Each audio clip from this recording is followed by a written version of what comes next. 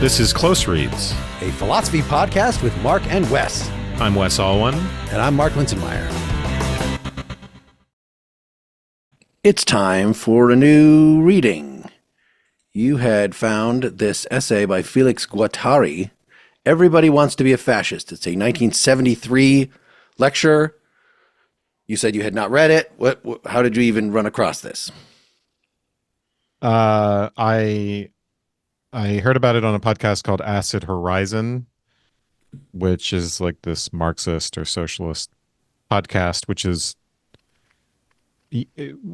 very good in the sense that the people on it, I don't know if you've heard of it, but they really, really know their stuff. Although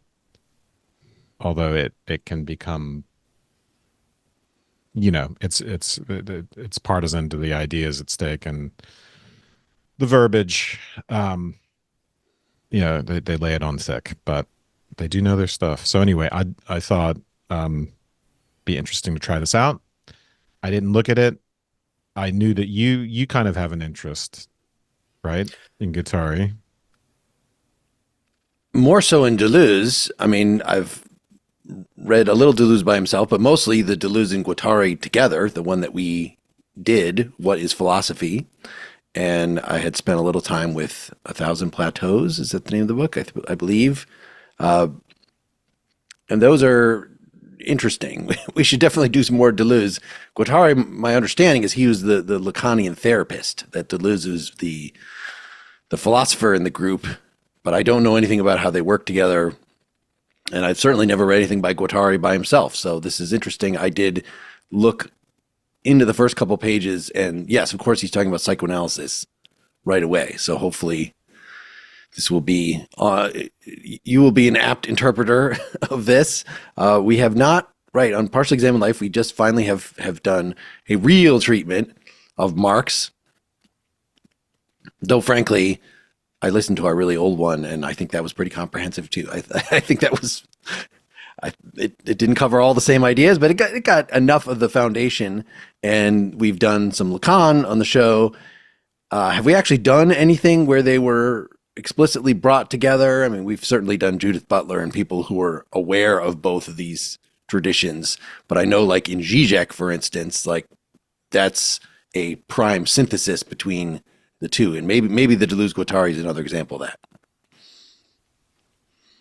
Yeah, I think in general it's quite, well, in contemporary academia, I think the two trends of Marxism would be really more post-Marxist critical theory, right? An offshoot of that, right? And then so that's one trend. And then you have the Freudian trend, which kind of feeds into the postmodernism and post-structuralism. And a lot of what happens in contemporary academia is this very unholy fusion of critical theory and post-structuralism. And right, so these are two kind of traditions of what you would call hermeneutics of suspicion. Freud's, right, they're ideological accounts, the way things appear. Things are not as they appear. There's an unconscious, and there's class ideology, and so you can see how those two things can work together in certain ways, although they're also in tension in certain ways. So, yeah.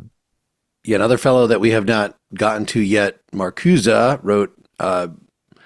One-Dimensional Man is sort of the book that I thought we would do, that I actually read in a class, but that seems to overlap a little too much of stuff that we've actually covered. Eros and Civilization, I think, is his other big book, which is directly a combination of Freud, not Lacan, to my knowledge. I don't know if the two had any connection, Marcuse and Lacan, but Freudianism and Marxism. And I'm sure most things that we've stumbled across have some of the DNA of both traditions in there. But yeah, I've always been very suspicious of, you don't know your motives. Your motives are socially determined. Your motives are determined by unconscious things. You have to deny what your eyes and ears and common sense are telling you, and get at some sort of deeper analysis. on the other hand, any sort of literary type analysis that is saying that is encouraging you to reflect on the sources of your motivations and your beliefs, like, well, that's just philosophy. That's just the unexamined life. So it's what is that? Is there a sharp dividing line between you simply haven't thought enough about your motivations, and no matter how much you think about your motivations, you will never understand them because they're irreducibly caused by something just structurally hidden from you. Right. And despite my, my study of psychoanalysis, um, yeah, I share that suspicion. And I think, especially the way these explanations are used and overused, and sometimes in simplistic ways. Uh, yeah. So I think they're abused often. So one is right to be skeptical.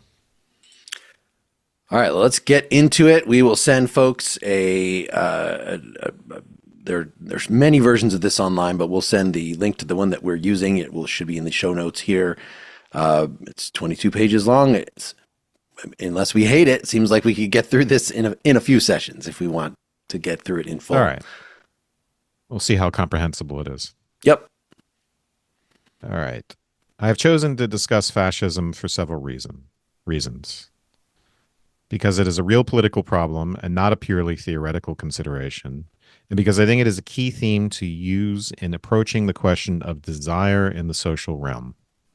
Besides, isn't it a good idea to discuss it freely while we still can? What was going on in '73 specifically that It's made? always going on. Okay. It's always hanging over us. Well, we know why we are discussing this, right? So, Yeah, I think people can figure that out. yeah. All right, I'll continue. A micropolitics of desire is not a proposal for the establishment of a bridge between psychoanalysis and Marxism, looking at them as completely formalized theories. This seems to me to be neither desirable nor possible. I do not think that a system of concepts can function with validity outside of its original environment, outside of the collective arrangements of enunciation which produced it. For example, much of the talk about pleasure is very interesting, but in contrast with desire, it is absolutely impossible to transfer these two notions, drawn from a certain type of practice and a certain vision of psychoanalysis, to the social field.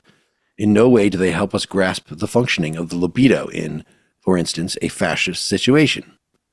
Therefore, it must be understood that when I speak of desire, I'm not borrowing this notion from orthodox psychoanalysis or from Lacanian theory. I do not pretend to lay the foundation of a scientific concept. I will simply try to erect the scaffolding of a provisional theoretical construct in which the operation of desire within the social realm will be discussed. The starting point is simple. It is not possible to bind together in the same sentence the term pleasure with the term revolution. You cannot say that a pleasure of revolution could exist. But nowadays, no one is surprised to hear someone speak of a desire for revolution or a revolutionary desire. It seems to me that this is tied to the fact that the meaning generally given to pleasure is inseparable from a certain mode of individuation of subjectivity, and psychoanalytic pleasure is even less independent from this kind of inward folding individuation, which, quite to the contrary, managed to find some kind of fulfillment within the confines of the couch. With libido and desire, however, things are altogether different. Yeah. So what's a micropolitics? A micropolitics of desire. That's where he starts off there. Yeah, I don't know why the use of the word micropolitics except to suggest that there are different factions within desire. I don't know. I guess we're going to find that out. But I think here, it's an opportunity to ask, where does the normative reside, right? Can Freud explain that by way of the pleasure principle? For Freud, it really ultimately in a structural theory is explained by the superego and, conscience and an ego ideal or our aspirations are both lodged in that. And we get that through identification. We somehow internalize those values, I'm thinking of heart here as well, where we, Hmm. we have to internalize them and accept them on some deep level, and they probably more properly correspond to the thumotic, to compare this again to the ancient Greek vision of the soul, to the thumotic section of the soul, thumos, spiritedness, right? Recognition, pride, than to the erotic, right? So oddly enough, if we want to talk about morality and justice, I think we have to get into that. It's not just in the rational part of the soul, it's not just in nous, but think of Strawson, right? Reactive demands. We get offended when Hmm. people do the wrong thing. So I think, I'm not surprised to see someone say, well, how do we think about revolution, which I put into the into context of people who are interested in justice, or have these right, are morally outraged, or they want to see some kind of moral ideal upheld. Um, yeah, the pleasure principle does not seem to be enough to account for them. Just looking up micropolitics while you were talking. So, small scale interventions that are used for governing the behavior of large populations of people. So, if we are trying to, right, why would you be studying fascism in the first place, or sociology at all? Well, it's because you want to probably, well, understanding, of course, but beyond that, manipulating people into not rebelling, or rebelling when you want them to rebel. Well, you actually want the Marxist revolution to happen or something like that. Yeah. So instead of top down authoritarian power, um, more subtle ways of controlling people, right? It sounds more like Foucault, but Hmm. it's sort of embedded in society at every level. Um, all right. My recording just stopped. So, I'll just use the Zoom one. Let's keep going. Yeah, go ahead and read the second paragraph there. Desire is not intrinsically linked to an individuation of the libido. A machine of desire encounters forms of individuation, that is, of alienation. Neither desire nor its repression is an ideal formation. There is no desire in itself, no repression in itself. The abstract objective of a successful castration partakes of the worst reactionary mystifications. Desire and repression function in a real society and are marked by the imprint of each of its historical stages. All right, I just want to stop there because it's already a bit confusing. Successful castration, this is a Lacanian idea he is referring to, where castration is just, we're all castrated, so it's not just as in Freud, where the threat of castration hangs over us, but to be castrated is just to be inducted into the symbolic order, which means to have incorporated these cultural norms, right? To have checks on our behavior. We can no longer just do what we want. So it's intimately related to repression. It's not that we're repressed because we fear castration.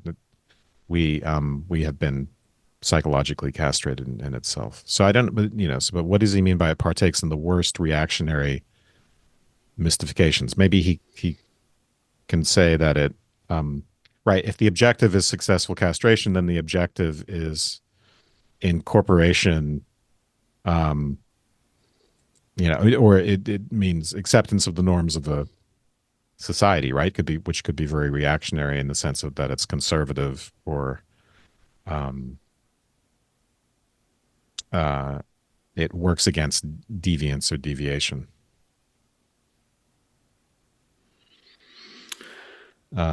So desire and repression function in a real society are marked by the imprint of each of its historical stages. This is right, kind of reminiscent of, right. Marx is already saying this in what we read about Stirner. In a way, I see this as kind of parallel Hmm. um, to Marx's critique of Stirner, where you don't just say there's desire in general, there's human desire in general, it's a product of human nature, but you see it as something uh, determined by the historical moment and by the culture. So that and this drills down so that when we say libido, right, we're not just talking about one thing. We can't. It's almost like we can't generalize like Freud does. There's the libido of one society. There's the libido of another society. There's the unconscious of one cultural historical moment and the unconscious of another. These kind of uh, drill down all the way to the base of the psyche, to the very foundation of the psyche. All right. It is therefore not a matter. Did you want to say anything? No, just sort of taking a broader view. So, in terms of individuation, is this just raised in a general psychoanalytic point of view in terms of the individuation that everybody goes through, or is there something about fascism, which we're going to get to talking about eventually here, that is contra individuation, right? Everybody wants to be a fascist because everybody wants to, this could be an existentialist sort of thing, wants to reject their individuality and freedom and identify as part of a mass. I am merely a cell in subservience to the leader. Like, is why are we even talking about individuation? Well, I think individuation of the libido means that it's not right. The libido is just this very general thing starting out, and primarily it functions to from infant to caretaker. And then it becomes more generalized and individuated so that we can do different things with the libido, like sublimate it. So we can Sure. sublimate it into having certain norms and values. We can sublimate it into art or into work or into our ambitions. It gets individuated in that way. And one might say, well, on my theory, right, a desire, these higher level desires like for revolution or for right desire insofar as it's directed to certain norms, that is just individuation in the sense of sublimation of the libido. And it might be, for some people, it might be different from other. We all have, it's like Kant, we all have a different preferences. I think that's the kind of idea he's challenging. All right. So why is he challenging that? Because a machine of desire encounters forms of individuation that is of alienation. So in other words, well, it's not just certainly not our choice, right? If the social organization of things is such that people are alienated, then we are inducted into alienation, right? Our desire in a way is not our own. I think that's the idea, and that's the Lacanian idea. We are sensitive to the desire of the other, and we incorporate that desire. So Yep. neither does so they're not on right. No desire in itself, no repression in itself. I think that lines up with my interpretation here. Yeah. All right. It is therefore not a matter of general categories which could be transposed from one situation to another. The distinction which I What propose what is between what my is the it? Let's just catch up here. The abstract desire, maybe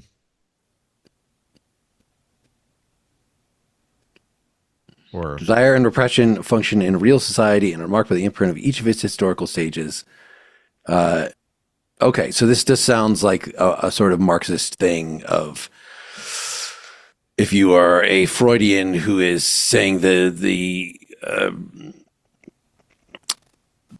structures of the psyche are universal across human nature, then a Marxist would say, no, there are structures of society that are specific to, just like there are economic structures that are specific to particular situations. So we have yeah. to be situation. Okay. It's kind of a nature nurture debate, and it's always a little bit puzzling to me because we need some kind of human nature, right?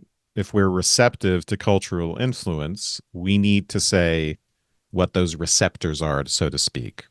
Right? If I'm a cell, I can't really be invaded by a virus unless I'm have special receptors that it can join onto and then give me this, implant this information into me so I can start manufacturing more of the virus instead of more of myself, right?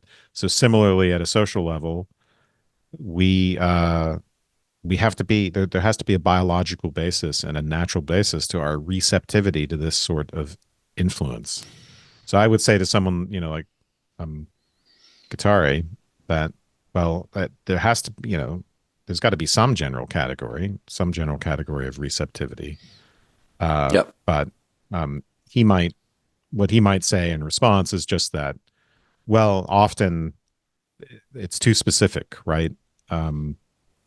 So when people formulate psychoanalytic theory and theory of libido and repression, it's already too specific. It's more, Marx might say, well, you're just describing bourgeois repression, Right. and bourgeois libido. Okay. All right. Let me just keep going here. The distinction which I propose between micropolitics and macropolitics of desire would have to function as something which would lead to the liquidation of the pretended universality of psychoanalytic models, a notion which ostensibly secures the psychoanalyst against political and social contingencies. It is said that psychoanalysis is concerned with something which takes place on a small scale, barely the scale of the family and the person, whereas politics is concerned only with large social groupings. I would like to demonstrate that, on the contrary, there is a politics which addresses itself to the individual's desire, as well as to the desire which manifests itself in the broadest social field. And it has two forms, either a macropolitics aiming at both individual and social problems, or a micropolitics aiming at the same domains, the individual, the family, party problems, state problems, etc. The despotism which exists in conjugal or family relationships arises from the same kind of libidinal disposition that exists in the broadest social field.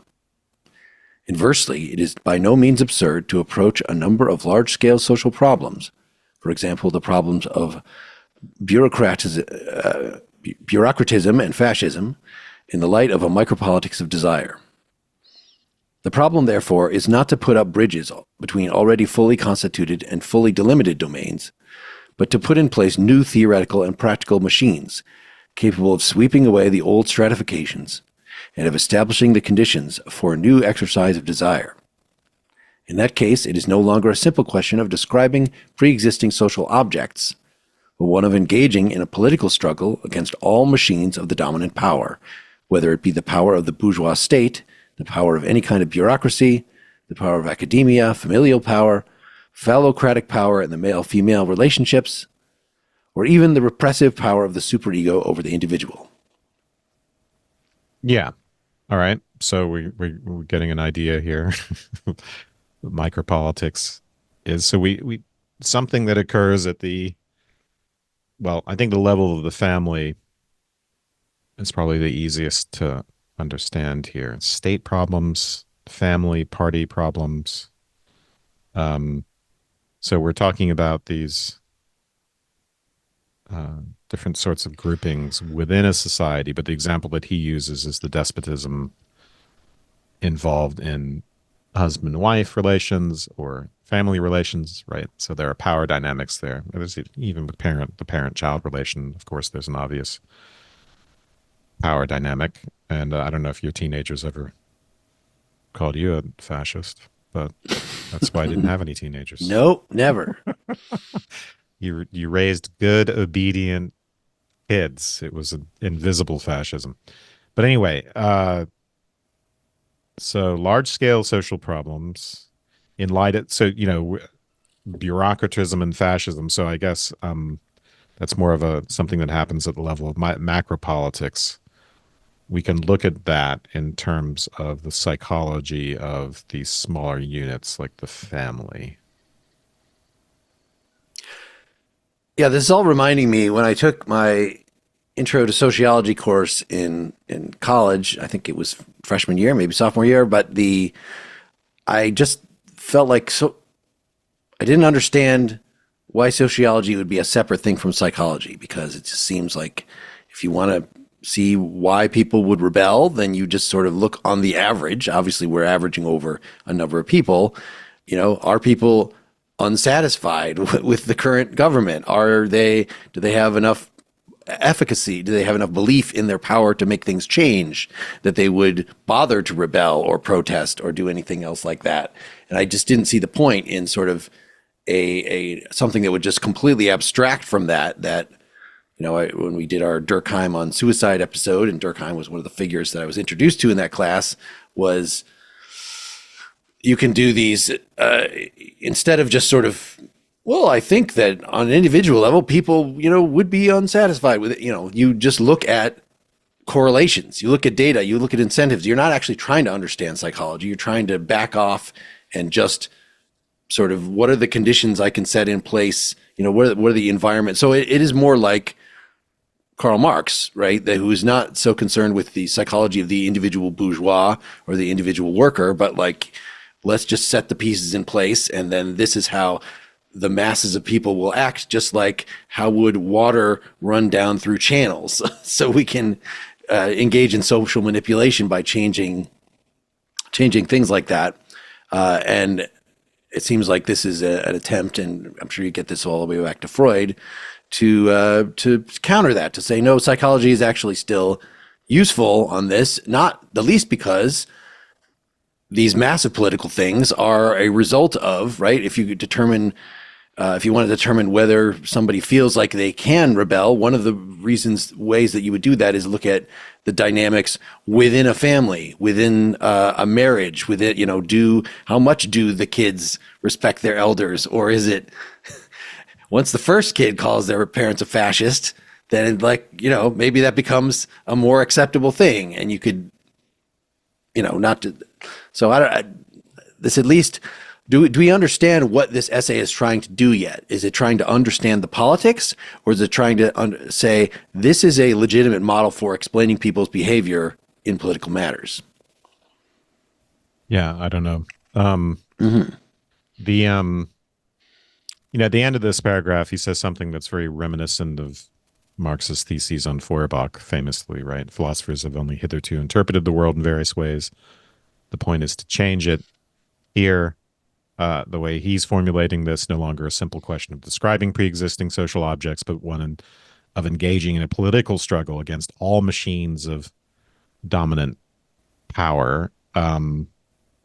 Right? So you don't just think, you act, and in a way, the action is dialectic, and it does resolve problems. It does make clear what the truth of something is, right? In the Hegelian sense, it brings you to an outcome. So, and this is really the credo of critical theory, this idea of not just describing, but struggling against a dominant ideology, exposing that ideology for what it is. So, why is he using the word machines of the dominant power? Seems to suggest something that's more systemic, a la Foucault.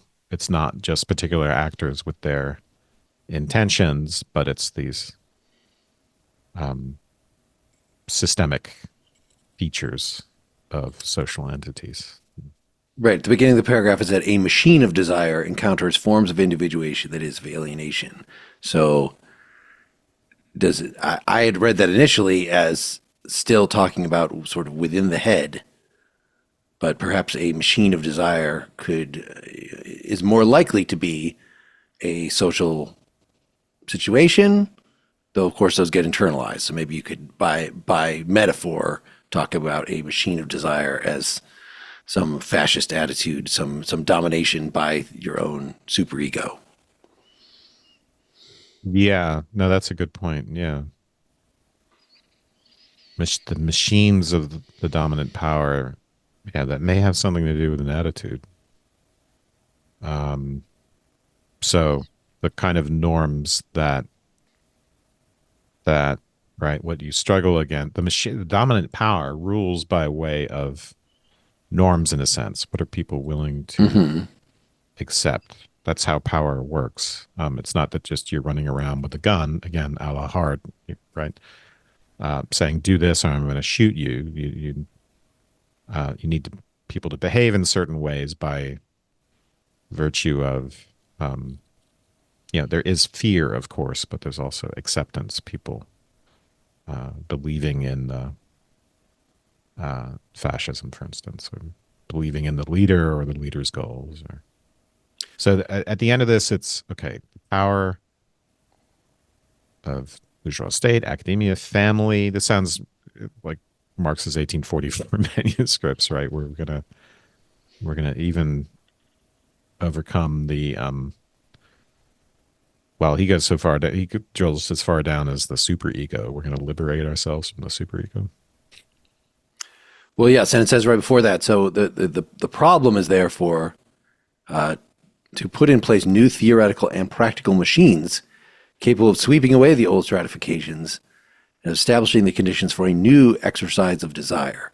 So that does reinforce that a machine here could be an attitude, or there's something more deterministic about that talk, but some sort of or norms. It's almost like yeah. the way analytic philosophers want to talk about propositions instead of just judgments in the head or beliefs, right? Yeah. So Yep. this is the more objective correlate of belief, the social correlate.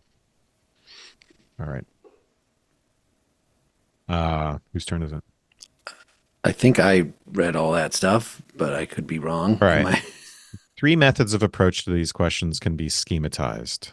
First, a sociological approach, which we will call analytic formalist. Second, a neo-Marxist synthetic dualist approach. And thirdly, an analytic political approach. The first and second approaches preserve the distinction between large and small social groupings, while the third approach attempts to go beyond this distinction. Don't know. Yeah, these are strange terms, but what I was referring to is the sociological approach. Yeah, okay. Analytic formalist, we are coming up with models for society, just like we could be coming up with models for hydraulics. But why is this neo-Marxist called a synthetic dualist approach? I'm not sure why those. Well, analytic, suggests we start with a larger whole and then cut it apart. And the synthetic suggests that we start at a more local, smaller level, maybe even at the individual level, and build up from that. You would think the analytic and the synthetic would be dualist in a sense, because you're gonna get relationships between 2 domains, right? The whole and the parts. I don't know. An analytic political. We'll have to find out. Yeah, well, who knows? Here, I'll read the next. This is another short one. Sociological analytic formalist thought attempts to disengage common traits and to separate out species, either by a method of perceptual analogies. In that case, it will try to settle small relative differences. For example, it will distinguish between 3 types of fascism: Italian, German, and Spanish, or by a method of structural homologies. In this case, it will try to determine absolute differences, such as differences between fascism, Stalinism, and the Western democracies. On the one hand, the differences are minimized in order to disengage a common feature, and on the other, the differences are magnified in order to separate levels and construct species. All right. So this is all within analytic formalist thought. We can try to make generalizations, or we can try to look at more specific variations and phenomena. So we can think about fascism in general, or we can say, well, let's distinguish Italian fascism from German fascism. And they were quite different, yeah. So do we think like Arendt was doing the kind of thing that is being described here in her Origins of Totalitarianism? She certainly was, I think she stated quite well. How much of that did we read? I don't remember. It seemed quite general, but I mean, there was a lot of historical stuff and things about sort of the internal logic of Soviet totalitarianism, but then distinguishing that from, how is that different from the Nazis? So I think she was interested in that kind of thing. I don't know that she was talking in terms of formalism of any sort. It seemed like it was a much more I don't want to say casual, but a much more just giving a historical story narrative approach Yeah, I to saw her as wanting though to give, yeah, to ultimately get these generalizations about the nature of sure. totalitarianism, like atomization, for instance, or Yep. um, all right. Uh, Synthetic dualist neo-Marxist thought claims to go beyond such a system by always refusing to sever representation from a militant social practice. But generally, this practice gets caught up in another kind of gap, this time between the reality of the masses' desires and the instances that are supposed to represent these desires. Sociological thought system of description proceeded by reducing social objects into things and by failing to recognize the desire and creativity of the masses. The militant Marxist system of thought surmounts this failure, but constitutes itself as a collective system of representation of the masses' desires. This system recognizes the existence of a revolutionary desire, but it imposes mediations on it. That of the theoretical representation of Marxism, and that of the practical representation of the party, which is supposed to be its expression. A whole mechanism of transmission belts is thus put into place between the theory, the direction of the party, and the militants, so that the innumerable differences which run through the desire of the masses find themselves massified, restored to standardized formulations whose necessity is deemed to be justified in the name of the cohesion of the working class and party unity. That's, yeah. I've got 4 minutes, so maybe let's comment on that before we stop. It's already, I don't fully grasp it. Or do we just need to Well, read to clearly the end he's here? talking about something that is not what we saw in Marxism, but in right people who are trying to change. So, how did Lenin write about this kind of stuff when you actually have to talk about the real desires of this existing working class population instead of sort of a priori?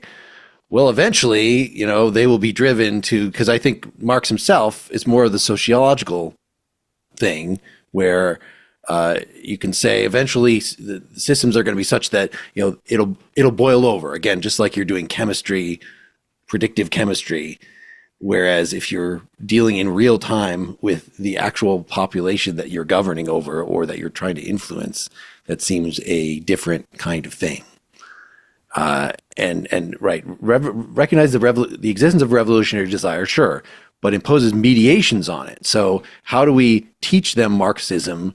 How do we organize them in a party? How do we get the party to rule over the masses or to, they're not supposed to. The state is supposed to wither away. But as a practical matter, we have to force it down people's throats, Marxism, before they're going to then become enlightened, wonderful workers in this future civilization.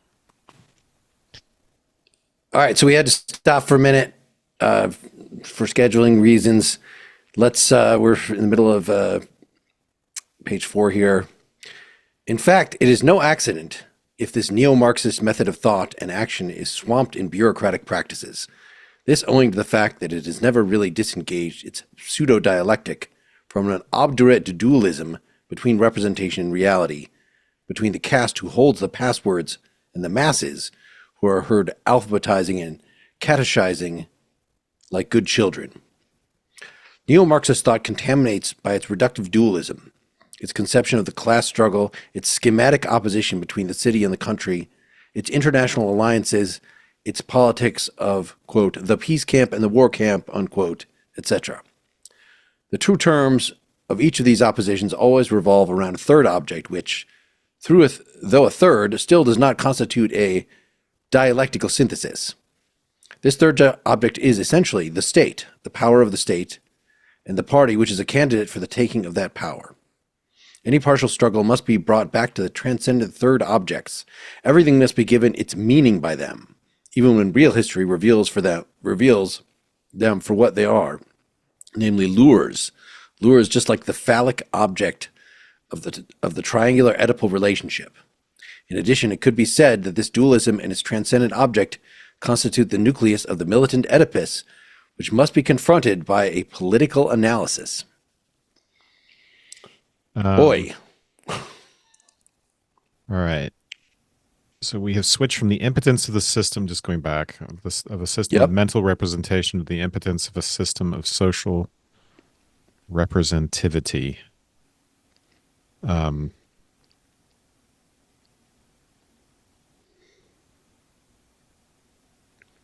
so this is from the impotence of Freud to the impotence of Marx.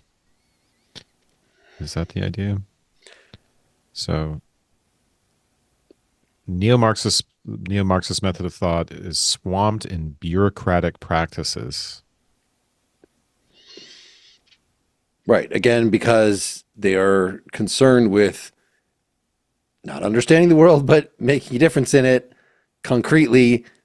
So it's almost like a school board or, an actual practical work group, which is just less philosophically interesting. It is not disengaged from the obdurate dualism between representation and reality. I don't know how we disengage from that, but that's another matter. Well, Uh, what is this? What is the dualism between representation and reality? Between the caste who holds the passwords and the masses. So is it just that the ideal of Marxism as we're going to make this communist state versus the reality of we actually have to no, organize things, which doesn't mean everybody is immediately going to be equal, etc. Is that the I don't. That might be true, but on first blush, you might be right. But my initial response was that he's thinking here about ideological explanation in Marx. The caste that holds the passwords, right, is the bourgeoisie. Well, that can't be right. Maybe your interpretation is better. Um, I mean, I was just reading the two things there, representation and reality, which that means nothing in isolation, but if it was representation as in the ideal versus the reality, and then that just is what it, assuming that the caste who holds the passwords are the communist leaders and not the bourgeois. But maybe I'm wrong about that. right. I mean, it could be yes, it could be communist or Marxist leadership versus others, or it could be bourgeoisie versus proletariat. The thing is, right? So ideology um, lives at the level of representation, and it misrepresents right the interests of the lower classes to them. Yeah, it represents the upper classes' interest as the interest of all. Sure. Um, but in a way, the bourgeoisie are beholden to that as well. I wouldn't call them the caste with the passwords. They're just as deluded in a way by ideology as anyone else. Um, so yeah, this could be something about. Let's read further. Yeah. Well, what Reread is this further. reductive dualism that's mentioned just in the next sentence? It contaminates by its reductive dualism, which is not a dualism to representation versus reality. It's Marxism is accused of a lot of kinds of reductionism. It's all merely class struggle. It's all merely the superstructure as opposed to the ideas. It's a conception of the class struggle. It's schematic opposition between the city and the country, etc. So it Two, yeah, contaminates by all these things. It's the class stuff, the city versus country stuff, et cetera, et cetera. What is it? What does it contaminate?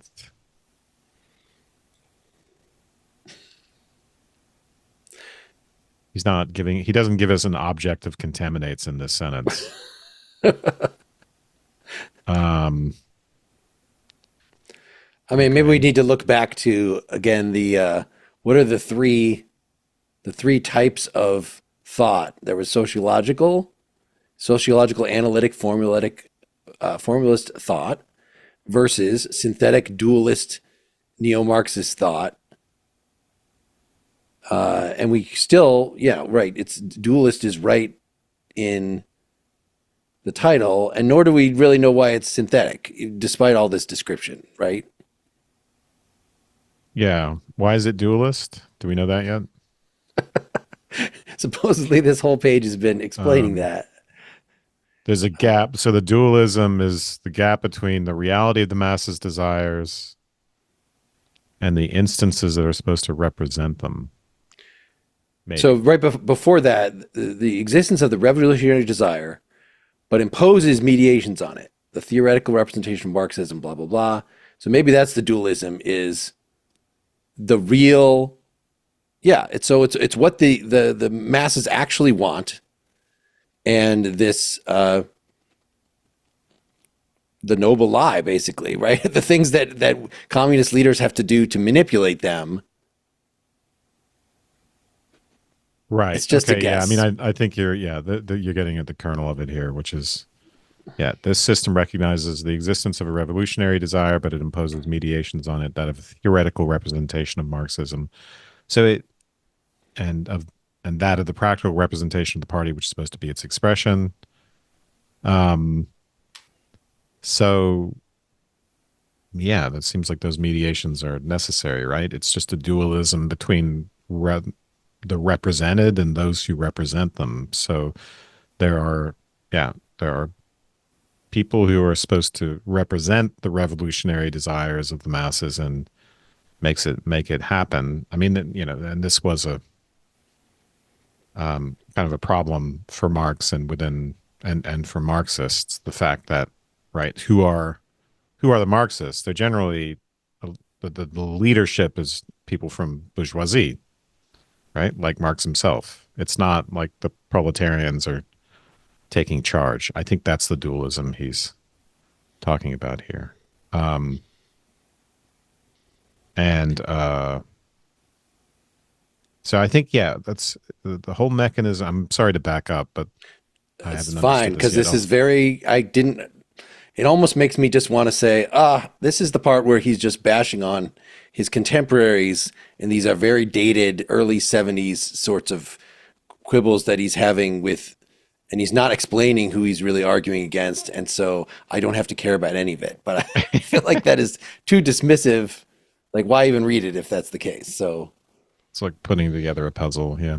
A whole mechanism of transmission belts is thus put into place between the theory, the direction of the party, and the militants, so that the innumerable differences which run through the desire of the masses find themselves massified, restored to standardized formalizations whose necessity is deemed to be justified in the name of the cohesion of the working class and party unity. Okay.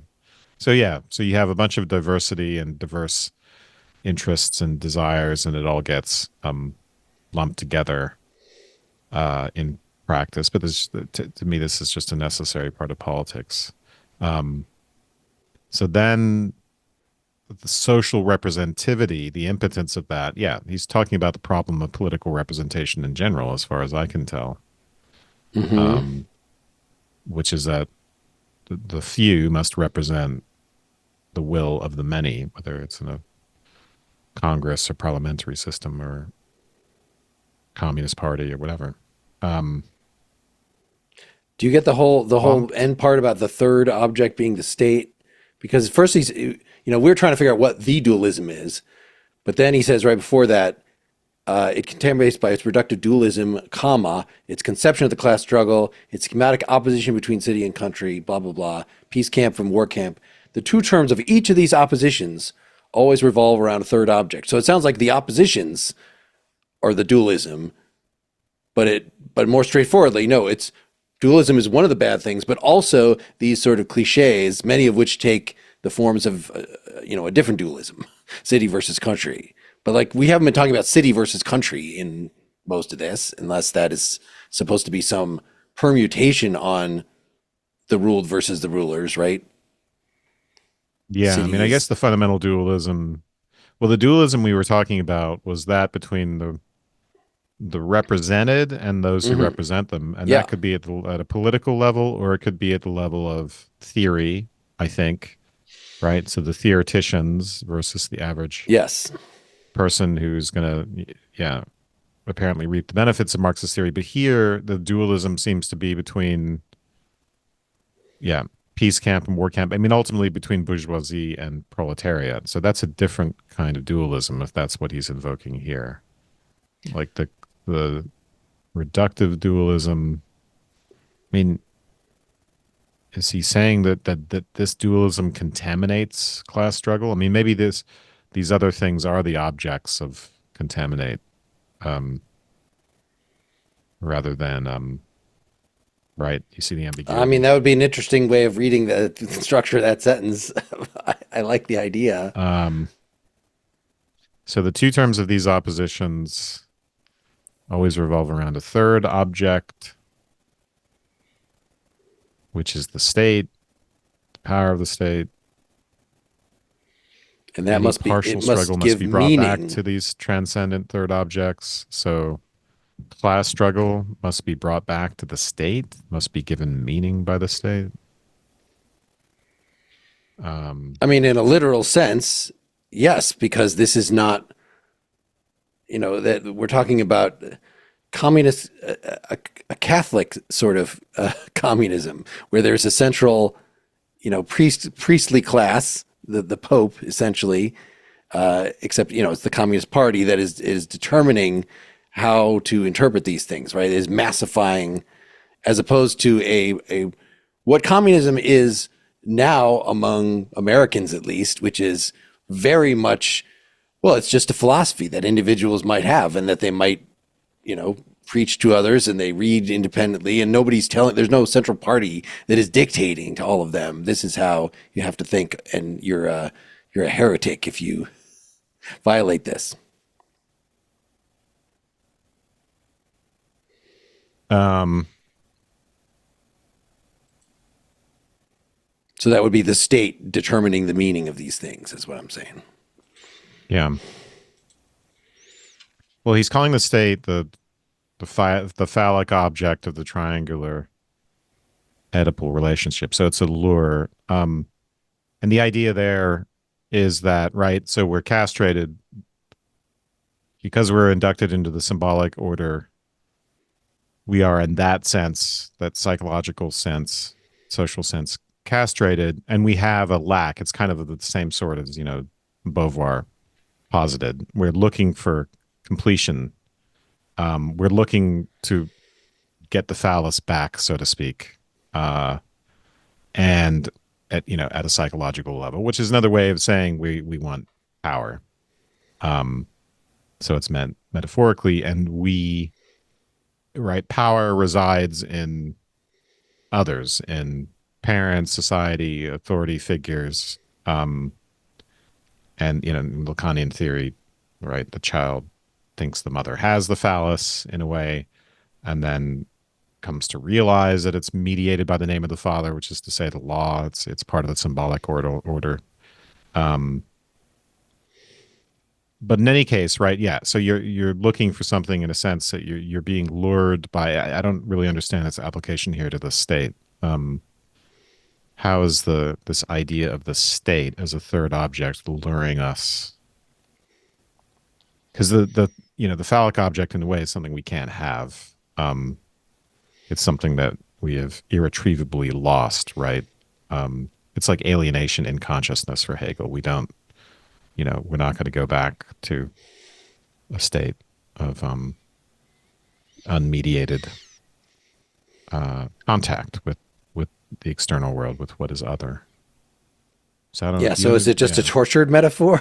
Is that because the state? If you're saying, look, we can't actually just have organically a communist revolution, or we don't want to wait for that. We actually want to work in a political arena, and so we need party leaders, and we need a state that is imposing, keeping us. Even if we have a successful communist revolution, we're going to drift from that almost immediately. That people are gonna whoever's in power is going to want to take power for themselves. So we need a state to keep things flowing.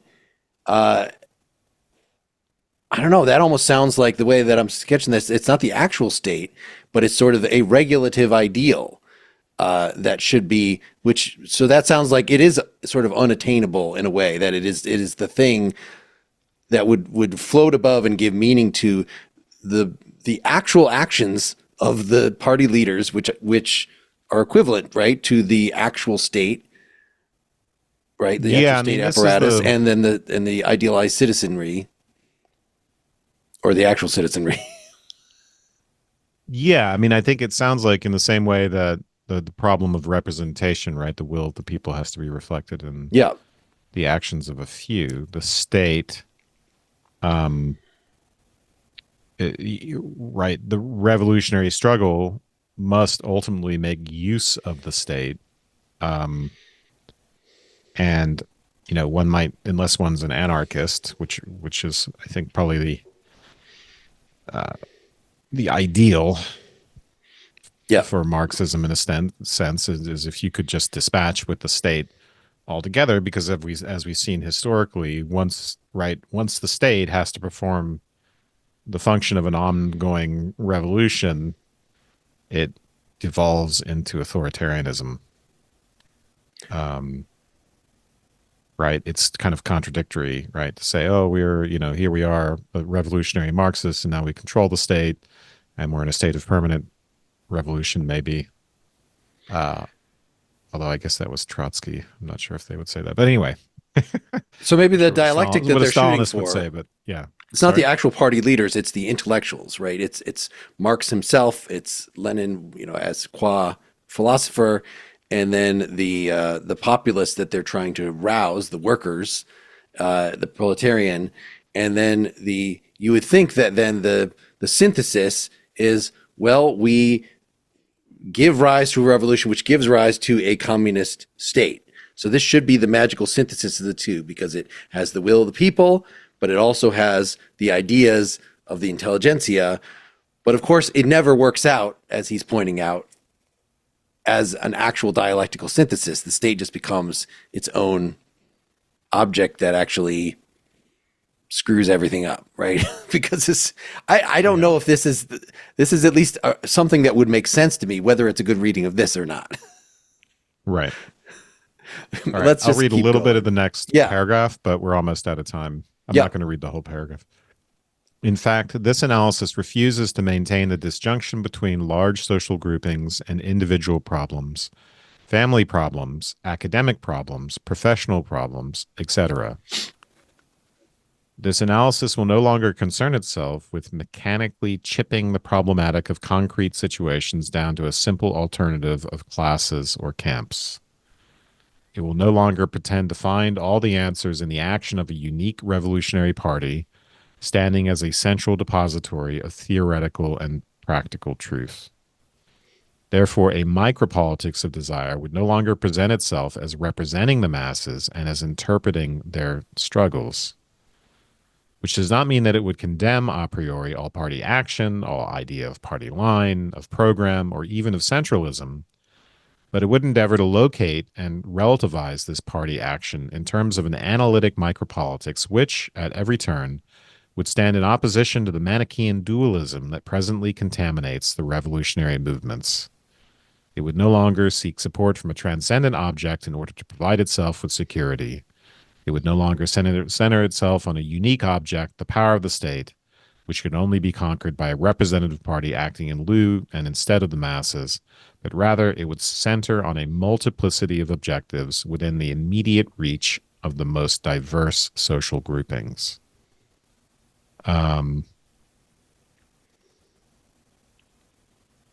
Okay, so this seems in Yeah, line that's a with it's our a it's a analysis so far. yeah. We don't know what, right, because the you had set up this Oedipal relationship, but his the last sentence of the previous paragraph. It could be, in addition, it could be said that this dualism as transcendent object constitute the nucleus of the militant Oedipus, which must be confronted by a political analysis. So he's saying this analysis, which he's now been describing in this paragraph, is the whole point of his essay, which I was asking before. Is he trying to just argue like this is a good method, or is he actually trying to accomplish something politically? Clearly, he's trying to do both. That the way to accomplish something is to have an analysis that will understand it. So it's not, instead of understanding we will change the world, it's we have to understand in order to change the world, which clearly was something Marx thought as well. Marx didn't just go out and say, it's obvious what we need to do. He gave detailed political and economic analyses to back up, even though supposedly none of it was required, that the proletarian would just get dissatisfied enough that they would rise up and wouldn't need somebody, pointing it all out. Mhm. So there's a few, yeah. So he's giving us a few features of what his political analysis will involve.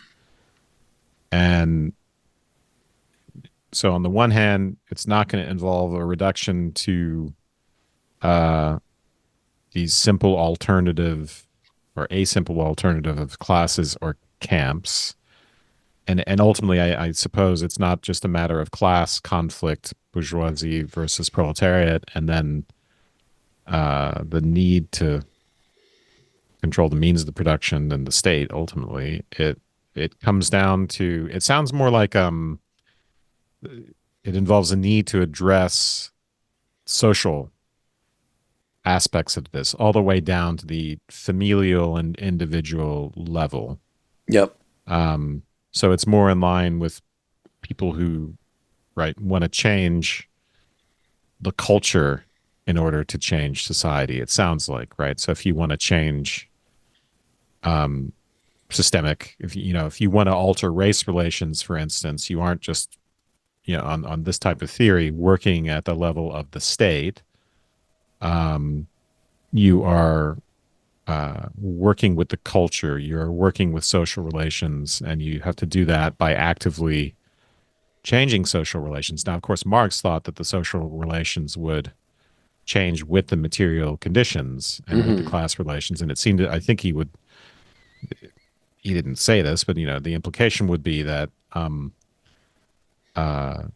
it's not just the class relations in the sense of bourgeoisie versus proletariat, which would be altered by the new economic material relations, but all these sorts of problems, these social problems, would go away. But yeah, here that doesn't seem to be the case. So we want to, we can't just treat, right, family problems and class problems as if they were entirely separate things. And then there's the we don't find all the answers in a unique revolutionary party. We don't try to represent the masses and interpret their struggles in our micropolitics of desire. Rejecting a Manichaean dualism that contaminates revolutionary movements. I want to know more about that. Exactly what he means by that. Yeah, I'm still reading this, and I noticed Foucault's Discipline and Punish came out in 1975. So I don't know that was the first time Foucault came up with this idea of power as micro, as it's not just a tyrannical state, but that everybody is constantly asserting power over just about everybody else. And so if you want to have a liberation movement, then it has to be wider than merely overthrowing a political system per Locke or something, or even overthrowing an economic system. It has to be a wholesale, we add in our women's liberation and our liberation of every other group, liberation of the self. Yeah, so we can see, I guess we're getting a picture of why this essay would be called Everybody Wants to Be a Fascist. Well, we haven't gotten clear. It seems like we've had a digression. We'd have to sort of look back over the scope so far, but it seems like he hasn't, because fascism is not equivalent. Like what the relation between the capitalism that Marx criticizes and fascism, I'm not clear on that. Maybe this was something that had already been discussed to death by the time Guattari was writing this. And so they were very clear, they had just lived through World War II, where Fascism was strutting its stuff and, in fact, co-opted capitalism and was very anti-communist. But just wanting to retain the capitalist status quo versus being a fascist, well, we can draw our own connections with that, with how Trumpism appeals to people. But is that exactly? I mean, is that what he's talking about, and why Republicans have been called fascists? It just usually seems that it was for more obvious reasons than that. Than